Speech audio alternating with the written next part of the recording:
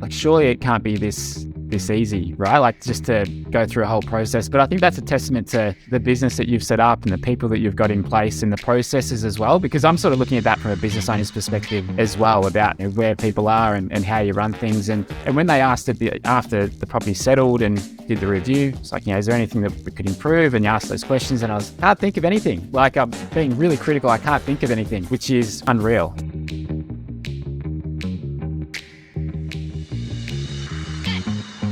Hello and welcome. You're listening to Dashdot Insider, where we help you become a better property investor so that you can create a life of freedom, choice, and abundance. And today we talk to someone who is doing just that. His name is Brenton Ford. He is an athlete, a swim coach, a business owner, and now a property investor. We talk about his background. Funnily enough, we actually grew up in the same area, which we didn't know until we were about to start recording the podcast. We talk about his background, how he got into investing, how for the longest time he thought property investing wouldn't work for him, how that has changed, how his view on debt has evolved over time as well, and so much more. It's a super fun conversation where we get to dig into a few different angles around the mindset and psychology around investing and how those things have shifted for Brenton. And I'm very confident that you're going to get a lot of value out of this as well. So before we get into it, make sure you hit the subscribe button or the like button, or in fact, you know what would be the best possible thing that I reckon you could do, aside from subscribing, because that's going to be good for you because you won't miss out on any episodes, is actually sharing this with someone. Think about someone who you think would be better off if they consume this content, and just share it. Just send it to them and say, hey, I love you. Check this out. Because you never know what impact you could create in somebody else's life just by doing that. So without any further ado, let's get stuck right into it, and I'll see you on the inside. Hey guys, welcome back to Dashdot Insider. Joining me on today's episode is Brenton Ford. Brenton is an athlete, a coach, and an investor. Brenton, welcome to the show. Thanks for having me, Goose. Great to be on. Mate, it's a real pleasure. It's a joy. And hilariously, we actually just discovered, just before we came and start hitting the record button, that we actually grew up in the same area, that you were from actually like the town right near me in Traralgon, which is wild. I've listened to the podcast for probably a year and knew you from Gippsland, but I didn't know where. And there you go, within about 15 kilometres of each other probably. So small world. Indeed, massively small world. So I don't know about you, but when I was growing up, I never really paid any attention to investing. In fact, I remember when I was younger, my older brother was talking about buying a property. He was looking to buy a property in Traralgon, interestingly. And he was like, yeah. And I was like, why are you doing that? And I was like, I don't get it. And he's like, you can't go wrong with bricks and mortar. And he's obviously a lot more sensible than me. And I was like, dude, I just fundamentally don't understand it. So like the DNA for me for investing came a little bit later, but I'd love to get a little bit of your take on it. Like, talk to me about your background. What was it like on your journey? Obviously, you've had a big focus on sports and triathlons and swimming. I'd love to get a little bit of your background so we can kind of lead into the context around your investing story. Yeah, well, I started swimming from a very young age, and my dad was a swim coach. My granddad was a swim coach, and I actually went to university for business. And then I started a swim coaching business out of it. So I've been running that for about 13 years. And I love the sport of swimming. I like the competitive aspect of it. I love the training. I love all of that side of it. But I also like business. And so being able to marry those things together, for me I've been very fortunate that that's worked out and there's a career in it for me. But I've also always been interested in investing. I used to cut out magazine articles from the paper and just save those and that talked about investing. I was never necessarily interested in property investing because I've always sort of read the Dave Ramsey. It's like, no debt is bad. And I sort of took that on board in my early 20s and thought, why would anyone get all this debt? That's just scary because what if everything falls apart and you've got $500,000 hanging over your head? How can you pay it back? But I've certainly changed that mindset and attitude over the last couple of years and got to know more. And I like to be proven wrong with a lot of my beliefs. And that tends to happen a lot, whether it's in swimming coaching or whether it's in investing. And there's certainly been a lot of those situations over the last couple of years. Nice. That's awesome. There's a lot to unpack there that I want to kind of dig in a few angles on that. I want to start with the swimming and business relationship, because you've competed at a pretty high level in your swimming at triathlon as well, as I understand. You've been competing and performing at a pretty high level, and you've been coaching other people for 16 years or whatever now. So there's got to be a lot of psychology that you've developed through that process around resilience, personal performance, all these kind of things that has that played into your business career as well? Talk to me about the relationship between those two characteristics, because I tend to see there's a really good correlation between athletes and business people because they've got this kind of like mindset around that. So can you talk to me about that a little bit? In both aspects, you've got to be self-motivated. You've got to drive yourself. If you're relying on someone else to get you to the pool or to be the person who's going to create success in your business, like it's got to be up to you. I think that's important. And then the consistency of things. Like I remember when I first started my business that I started out of university, and there's a couple of people in the class who said like you're doing that. They sort of laughed it off, and I stuck with it long enough to actually have it become successful. And then, same with swimming. It often takes a while for things to click. So I think just having that habit of doing things day in, day out, it's not necessarily going to be the exciting things that are going to get you the results. It's just doing the basics and doing the fundamentals. So I've always kept that on board of just stick with it, play it out. It'll eventually happen. But it's not always going to be sexy or exciting. Just stick to the fundamentals. So how do you continue to like with that knowledge, right? It's not always going to be fun. It's not always going to be exciting. Sometimes it's putting one foot in front of the other. How do you maintain, I'm going to say motivation, but it's the wrong word. What's the pull for you so that when, like, it's easy to do things when it feels good. It's easy to do things when you feel motivated, when you're winning, but it's when you're not. It's when you are putting one foot in front of the other, when you are the only engine that is driving your vehicle forward, whether that be business, whether it be sport, whether it be investing. What do you do, or what is your reason that pulls you forward even when you don't want to? Well, that's a good question, Goose. For me, I love the feeling after swimming. So I've done swimming so long, and I hear this from the people that I coach as well. When they get to that point that they enjoy going to the pool more and the feeling of what they're like after a swim, when that is the thing that they miss, and they, even if they're getting up at 5 o'clock in the morning, they feel worse by not getting up, then that's a really good motivator. And the same thing for business. If I don't do the things that I have promised people, or I've promised myself, produce a podcast a week, produce a YouTube video a week, and get back to my clients with their video analysis and stuff like that, I feel guilty if I haven't done it. And so that feeling for me is worse than sort of not doing it. So I think just getting to that point of building those habits where when you're not doing the habit, you're going, okay, I'm out of sync here. So that's been a big part of it. But what drives me is like, I love to surf. I love to swim. I love to hang out with my kids. So that is really the thing that inspires me and drives me to just keep doing what I'm doing. That's, if I can surf every day, swim every day, I'm a happy man.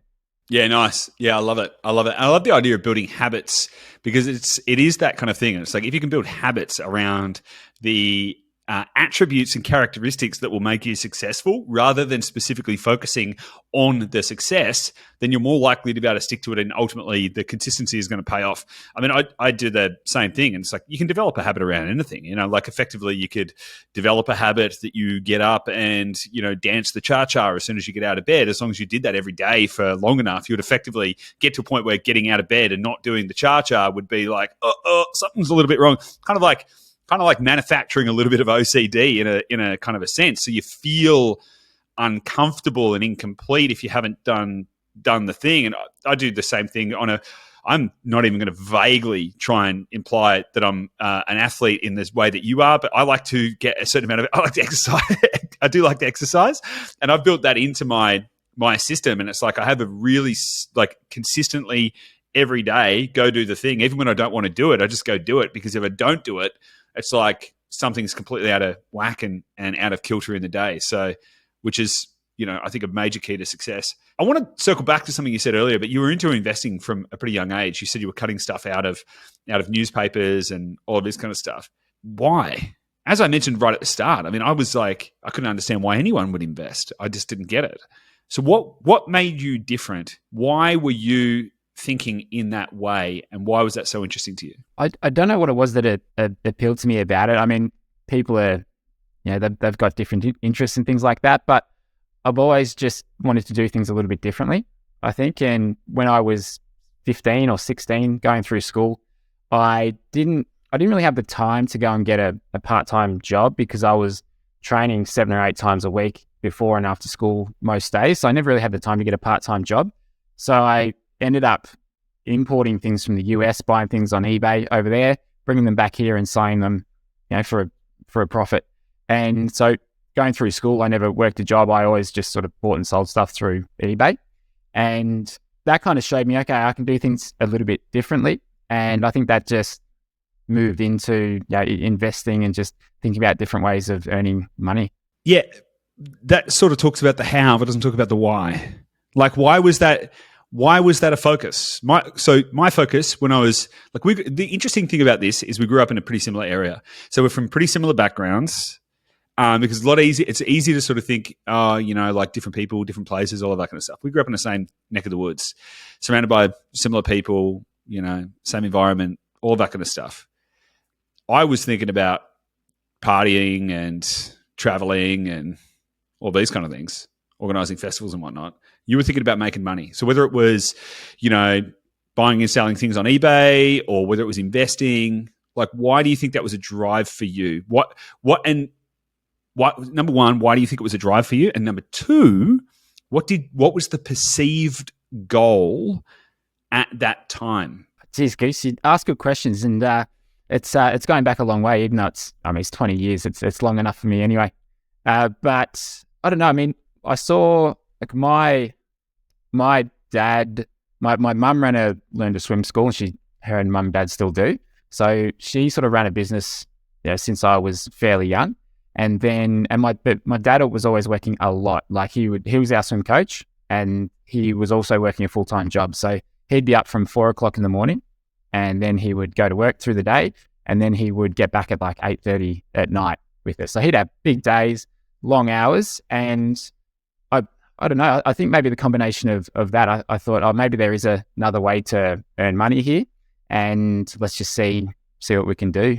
And it's certainly changed over the years, but I think that might be where it stems from. But it's hard to tell. I haven't sort of sat down with a psychologist or even myself and just gone and broken it down, really. I've always just been that way inclined. Yeah, okay, that's really interesting.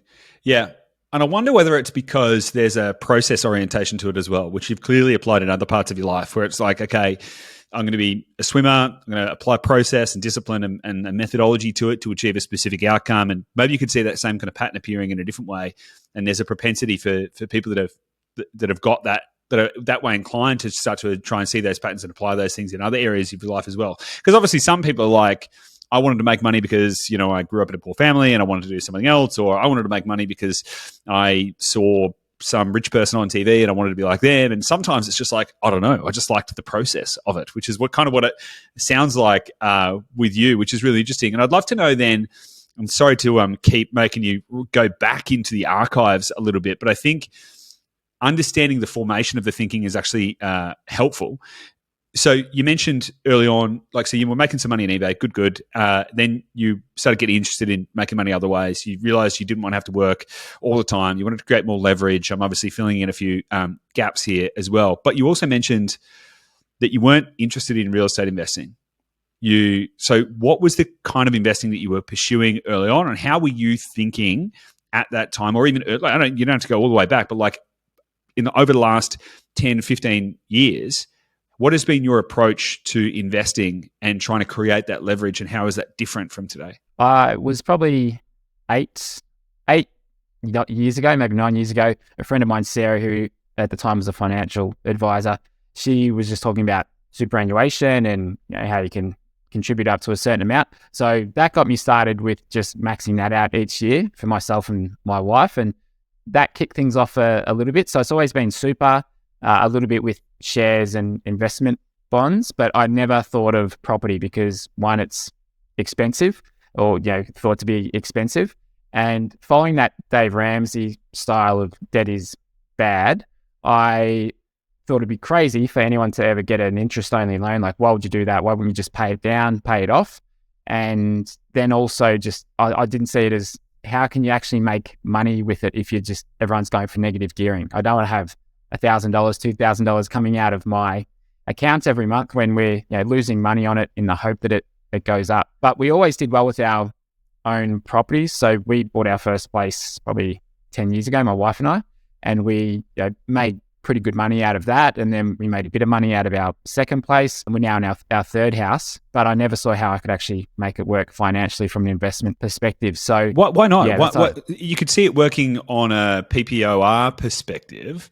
So what made you think that it wouldn't work on a purely investment-based perspective, particularly given the fact that a principal place of residence has zero income attributed to it? So, I can understand the thinking, why would I want a negative gear? I buy something and it loses money and whatever. And obviously in the current interest rate environment, it's pretty hard to find any properties that are still going to stack up on a cash flow basis right now. So on a PPOR basis, you've got zero income coming in. So it's like 100% a cash deficit, yet you could see the value creation happening on that basis. Why did you not think that would apply if you were just going to do investing? I think each time we bought, we thought we were buying at the top of the market.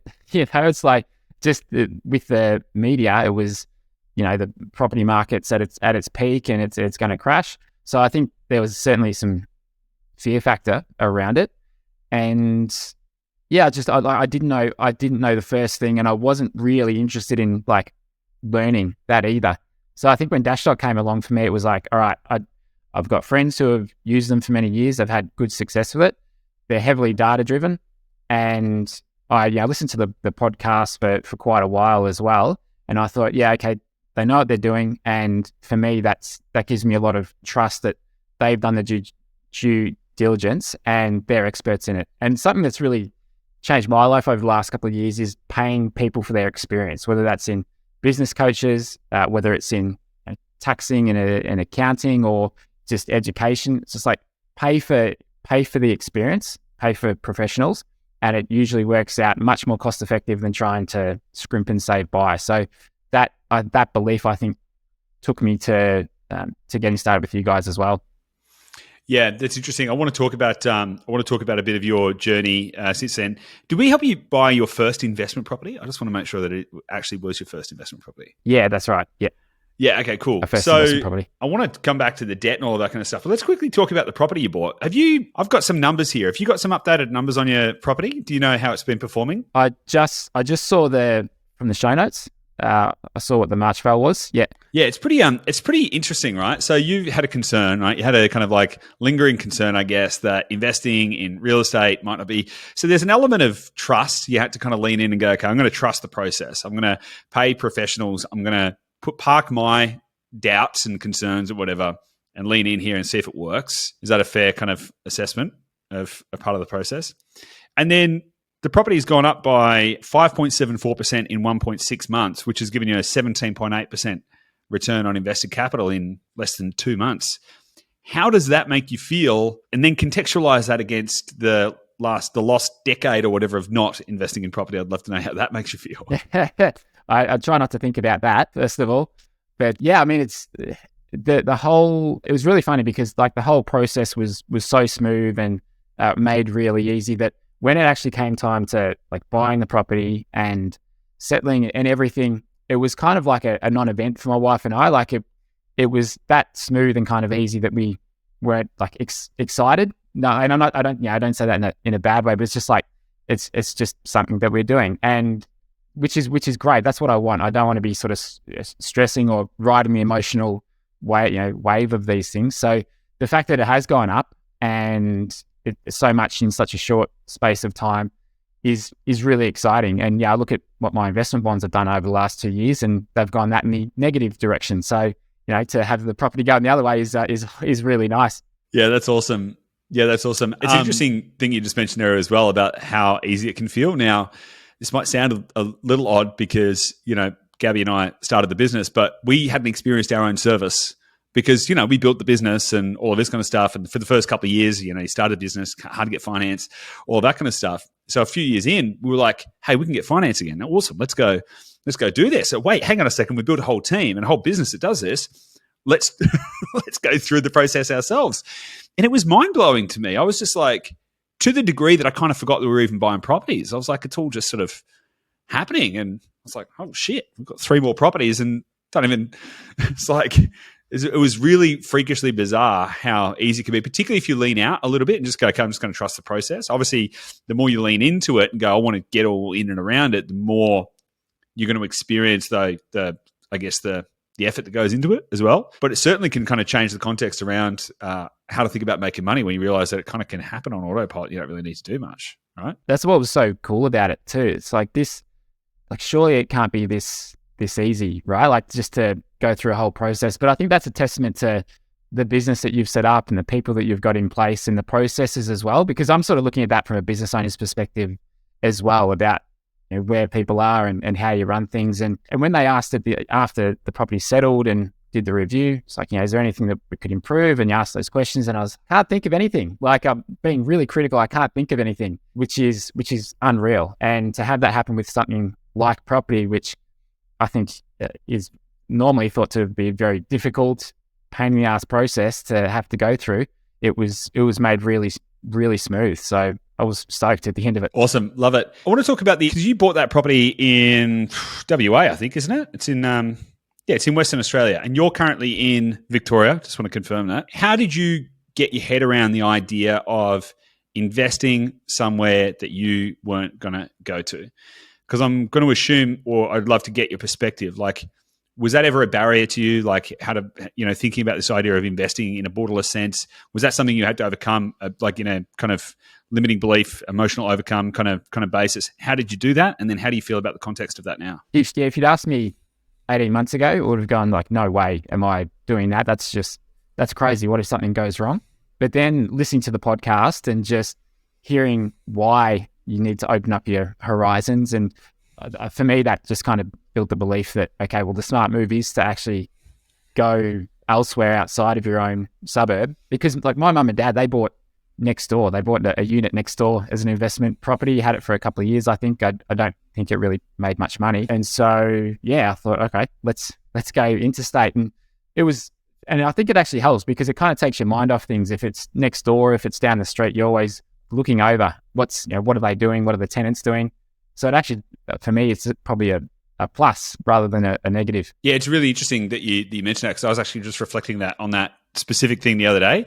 So we've got a property in Geelong, and anytime we go in that area, we don't go past it. It's like, should we drive past? I'm like, no, like I don't want to, because right now all of the properties there, even though we used to live in that one in Geelong, right? So it's a real thing for us. But if you can think about them contextually as an investment, no different from shares or any other thing, you don't want to be in that kind of position where you're like putting your hands on things and looking at, oh Jesus, the grass been cut enough, and like you can start to then work up all these deeper emotions about it. I'd love to know, you said 18 months ago this would have been a foreign concept to you and you would have been totally against it. So what advice would you give someone today who's maybe where you were 18 months ago and thinking, nah, there's no way that I need to be able to touch it. I need to be able to drive around there. I need to be able to, it's got to be close to me or I'm not going to do it? Because I'll shut up in a second and let you answer the question. But part of the problem that a lot of people face is where they live. It's typically got higher prices and stuff like that. And there's this kind of belief like, I could never invest in property because properties cost $750,000, $1 million or more, and they're all negatively geared and yada, yada, yada. So I'm out. I'm never going to get there. And so if we can help change people's context around how they can, look at location selection, all of that kind of stuff, can actually help people to break through. So what advice would you give someone who's where you were 18 months ago about this idea? Well, when I look at where we live now, it's minimum $1 million for a 4-bedroom place. And the rental yield is like 2.3% or 2.4%.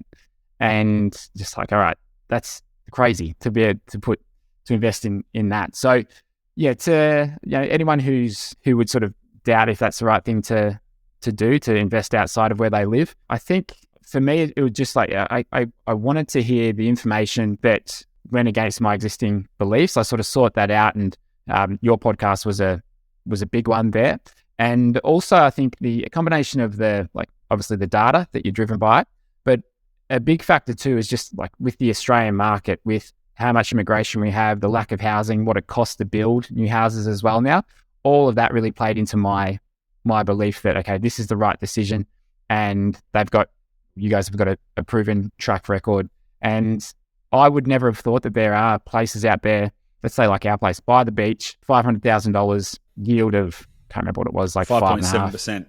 Yeah. 5.7% in in a growth market. It's like didn't know that stuff was out there because all I knew was just our local area and the places we'd looked to buy houses before. So I think it's just we see it as one big property, property market where everything moves the same, but it's not the case. And if I hear I sort of hear my in-laws and stuff saying, oh, it's like, we heard good things about Perth and the rental market or the real estate market over there. Like, it's anything you hear on the news is going to be 6 months out of date. So it's just switch off the noise and just go with people who are actually looking at this stuff on a regular basis. Yeah, I love that. How do you feel about debt now? Because you mentioned that, you were like, why would anyone have an interest-only loan and all of that kind of stuff? How have you, if you don't mind me asking, have you structured the loan on this property that you bought in WA? And how do you feel about debt now? Yeah. So we structured this property, we put 20% down, it's interest only. And I was tossing out whether we do 80 or 90% but for the first one, I thought, all right, we'll just be safe here, put 20% down, and that'll keep myself and my wife, kind of comfortable with that. But then down the track, we're looking, maybe we do go to 90% next time, just to be able to accelerate the strategy. But for now, we're sort of happy with that. And in terms of debt, like once it's actually, now that we've got payments coming in, payments going out, it's kind of breaking even with that, with what's coming in and what's going out. And you don't even sort of notice it. Like it's just there, and it's just kind of this monthly payment that you're making to the bank. And it's not scary anymore because, as you've said on the podcast so many times, it's not going down to zero.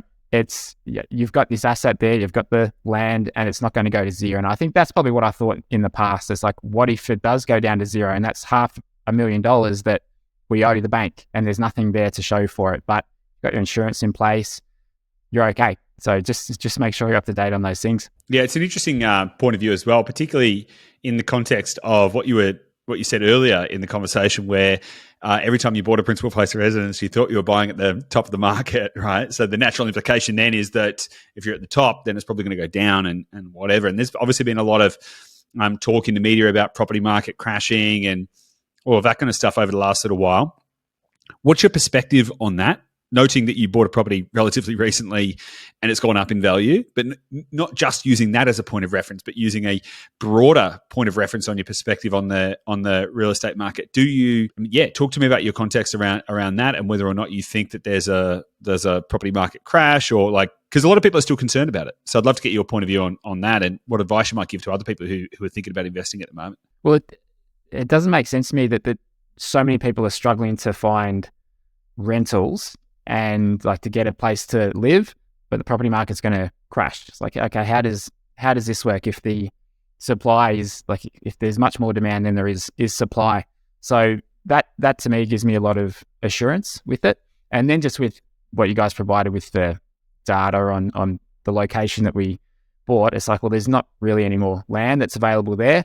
It's got all these things that are going on, all these developments that are happening, and looks like a nice place to live, I would imagine. So, I'm very comfortable with it. And when I look at what it rents for as well, it's like that's what it costs to get a 4-bedroom place here where I live, where property prices are double what it is in the place that we bought, which just seems crazy to me. But that's how it is. So I'm really happy with it. And just kind of going back to the debt thing too, it's just, I see it as a tool to leverage your wealth creation now, and being able to use if you look at the inflation and just being able to purchase an asset at a certain price, but only put in a much smaller amount. It's just such a powerful tool for leverage, which, previously it was just a scary thing that I didn't want to deal with, but now it's a tool that can help me accelerate my wealth goals. Yep. And what are your goals now? I know, when I was saying, well, when you were growing up, it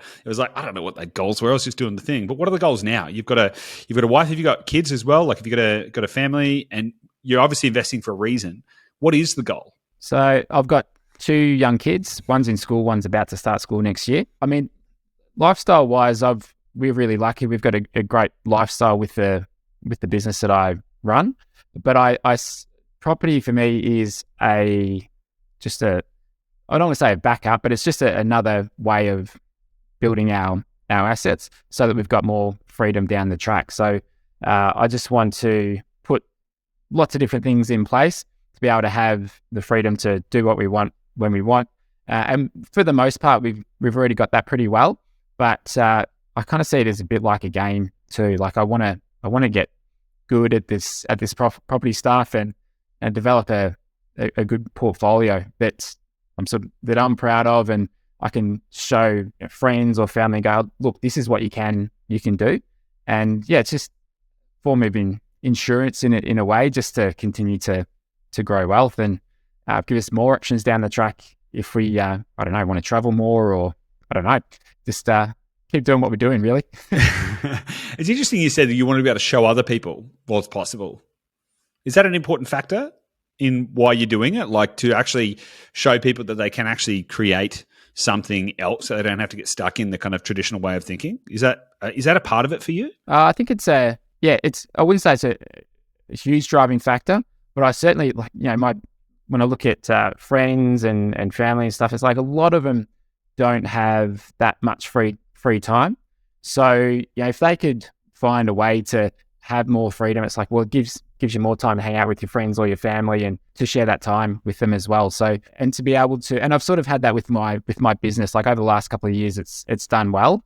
And I'll often get questions from people about, okay, how are you doing this? And I like to help them. When I was in school, I like to help people with their schoolwork and stuff like that. I've always sort of had that teacher or sort of coaching way of going about things. So yeah, I think this is another way of being able to show people a different way. Yeah, let's tie this back to sports as well, because one of the interesting things that I've noticed about athletes is they tend to be super focused on their pursuit of their craft, right? So whatever that may be. And we sort of see this thing with, like, you see it with AFL stars and NBA stars and whatever, is they focus on the sport, but they don't actually think about things like setting themselves up for the rest of their life. And so what can end up happening is they can end up walking down a path where they suddenly get to a point later on where they're like, oh shit, I've spent all of this time focusing on how do I get good at this, this sport or this pursuit, and none of it thinking about how do I set up contextually for the rest of my life. So what advice would you give to a sports person or a competitive or professional athlete who is in that mind frame to help them start to pull that thread without distracting them from, their pursuit of greatness in their chosen field? That's a big one. And I actually had Kyle Chalmers on our podcast last week, the well-known Aussie swimmer, and we were talking about this on the podcast, where if the only thing that you're doing is swimming and you go home and then you nap during the day, you eat your lunch and you go back to the pool, that is when you get in your own head, and you often compete. You don't compete as well when that's your sole focus. And so if you can have something on the side or something in the background that, whether you're best studying or doing a bit of work or something else, then they actually compete a lot better because they've got something else to distract them in a way. So I think with something like property, it's like, well, it doesn't give you a whole lot to do, but it kind of gives you something there in the background that you can build wealth. It's not going to take a lot of time at all, so it fits in really well with their competing at a professional level. And it's just a good long-term play, especially when most sporting careers are 5-10 years maybe, and it's something that they can grow in the background. So I think for sports people, it's a really good approach for them to do something outside of just sport. Yeah, love it. How are you may not have put any thought into this, but it's a curious question. I don't have any kids and not planning on it anytime soon, right? But what I find interesting is thinking about how parents can teach their kids about investing, because what I've noticed is that, broadly speaking, there's a lot of people that are roughly our age who have gone on this investing journey where maybe their parents weren't investors and all of that kind of stuff. It feels like there's kind of like a new, generation of investors who are working things out. And I'd be interested to know how you might think about teaching some of these concepts around investing to your kids to set them up better, and what impact you think that might have. Yeah, my kids are at the moment 5 and 6, so they're fairly young. Never too young to start, but it's all right.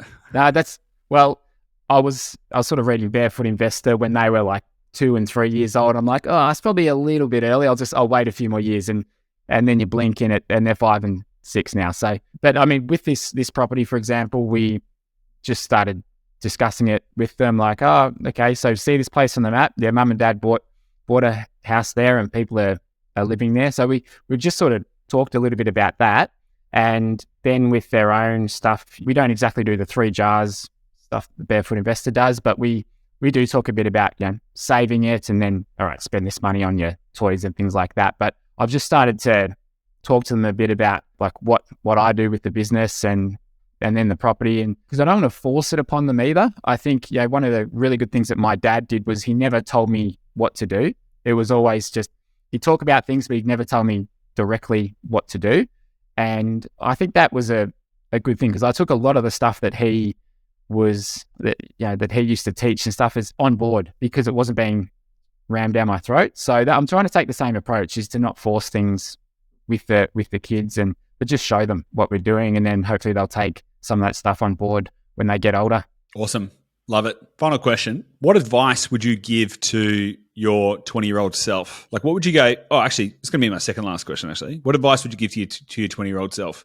And then I've got a second follow-up question to that as well. I was thinking about this earlier. It would probably be to just relax more and go and travel and do the things that afraid will set you back in a way.